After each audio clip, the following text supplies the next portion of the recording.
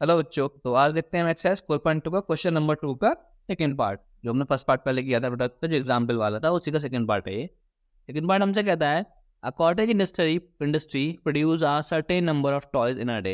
यानी कि कोई खिलौने बनाने वाली एक फैक्ट्री है, वो क्या करती है, एक खिलौने बनाती है। अब हमें नहीं पता कितने बनाती है, जितने भी वो खिलौने बनाती है एक दिन में, the cost of production of each day, तो उस दिन की जो कॉस्ट निकलती है उन खिलौनों की, found to be 55 minus the number of toys produce in a day.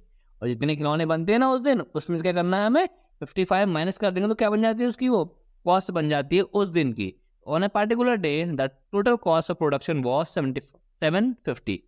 उस दिन की कीमत जो कितनी निकल के आती है, वो आती है ₹750। We would like to find the out of number of toys produce on that day. तो हमें निकालना है उस दिन कितने खिलौने हमारे पास बने होंगे। ठीक है बेटा, क्वेश्चन क्लियर हो गया होगा। अब आगे करते हैं इस क्वेश्चन को। ठीक है, जितने भी खिलौने उस दिन बने होते हैं तो हमें तो पता नहीं बेटा कितने बने होंगे। वो क्या मान लेंगे, उसको हम एक्स मान लेंगे। लिखेंगे यहाँ पे हम, let the number of toys produced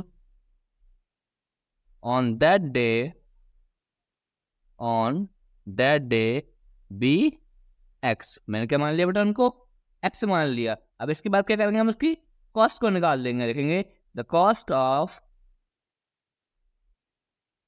toys on that day कितनी आ रही थी बेटा, जितनी भी वो खिलौने की कॉस्ट निकल के आ रही थी वो आ रही थी इसमें से 55 माइनस के एक्स। ऐसा हमसे क्वेश्चन कह रहा था, अगर 55 माइनस एक्स कर दूं तो क्या बन जाती है उसकी, वो कॉस्ट बन जाती है उस दिन की। ठीक है बेटा, आई होप क्लियर होगा बिल्कुल सबको यहाँ तक।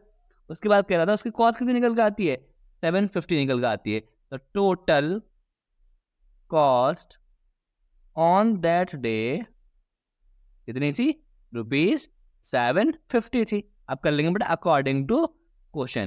क्वेश्चन कह रहा था अगर दोनों को, टॉयज की कॉस्ट को और टॉयज को अगर इनटू करूँ तो क्या बन जाएगा, उसकी कॉस्ट बन जाएगी। ठीक है बेटा, तो x इंटू 55 माइनस के x, दोनों का इंटू करूंगा तो क्या निकल जाएगी, वो कॉस्ट से तो निकल जाएगी। जितने नंबर ऑफ टॉयज बने होंगे हमारे पास और जितने एक दिन की कॉस्ट होगी, दोनों का इंटू कर दूंगा, क्या बन जाएगा, वो टोटल कॉस्ट बन जाएगी मेरे पास। ठीक है बेटा, x इंटू 55 करेंगे तो कितना हो जाएगा, ये 55x माइनस का X square equals to 750। X को एक बार 55 से किया, एक बार x से किया, और 750 का 750 आ गया हमारे पास। इसको अरेंज कर लेते हैं, माइनस के एक्स स्क्वायर प्लस के 55x, इसको उधर लेकर आइए, माइनस के 750 इक्वल्स टू 0।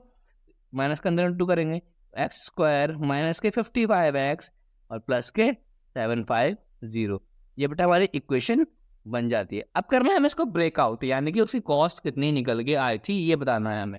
ऐसे दो नंबर सोचने हैं बेटा हमारे पास।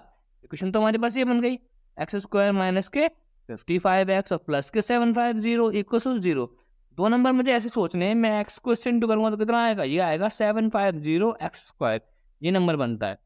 दो नंबर मुझको ऐसे सोचने हैं जिसको ब्रेक करने पे कितना आ जाए, 55x आ जाए, प्लस या माइनस करने पे, मल्टीप्लाई करने पे कितना आ जाए, 750 एक्स स्क्वायर आ जाए। तो वो दो नंबर निकल के आएंगे बेटा, कौन से, एक 30 होगा और एक 25 होगा। दोनों को माइनस कर लेना पड़ेगा हमें, क्योंकि माइनस माइनस क्या बन जाएगा, प्लस बन जाएगा।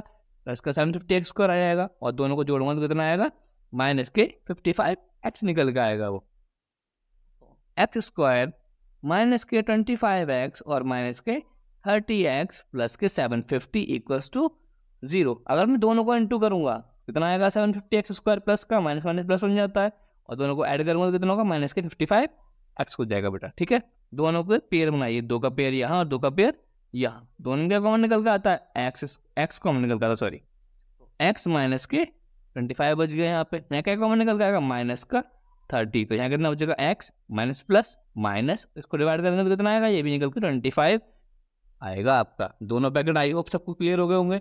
दोनों ब्रैकेट सेम हो गए बेटा, जो ब्रैकेट सेम हुए एक बार उसको लिख देंगे हम, और एक बार जब हमने बाहर लिया था एक बार उसको लिख देंगे।